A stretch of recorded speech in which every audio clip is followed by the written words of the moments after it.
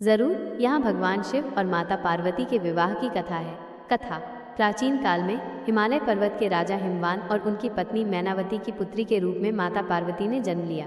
पार्वती बचपन से ही भगवान शिव की परम भक्त थी और उन्हें अपने पति के रूप में पाना चाहती थी। उनकी इस इच्छा को पूरा करने के लिए उन्होंने कठोर तपस्या का मार्ग चुना।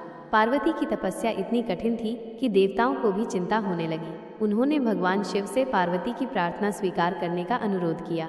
शिवजी पार्वती की भक्ति और तपस्या से प्रसन्न हुए और उन्हें अपनी पत्नी के रूप में स्वीकार करने का निर्णय लिया। विवाह का दिन आया और शिवजी अपनी अनोखी बारात लेकर हिमालय पहुंचे। उनकी बारात में भूत प्रेत, पिशाच, देवता, दैत्य, गंधर्व, नाग, किन्नर, यक्ष, ब्रह्म, राक्षस और असुर सहित सभी प्रकार के जीव शामिल थे। यह बारात देखकर पार्वती की माता मैनावती भयभीत हो गईं, लेकिन पार्वती अपने दृढ़ संकल्प पर अडिग रहीं।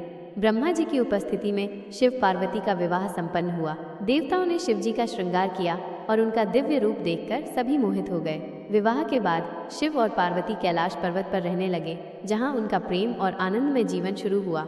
विवाह का स्थान। लोक कथाओं के अनुसार शिव पार्वती का विवाह हिमालय के मंदाकिनी क्षेत्र के त्रियुगी नारायण में हुआ था। यह स्थान आज भी एक पवित्र तीर्थ स्थल है, जहां लोग शिव पार्वती के दिव्य प्रेम का आशीर्वाद लेने आते हैं। महाशिवरात्रि और विवाह। धार्मिक मान्यताओं के अनुसार महाशिवरात्रि के दिन ही भगवान शिव और माता पार्वती का विवाह हुआ था, इसलिए यह त्योहार उनके मिलन के उत्सव के रूप में मनाया जाता है। शिव पार्वती का प्रेम।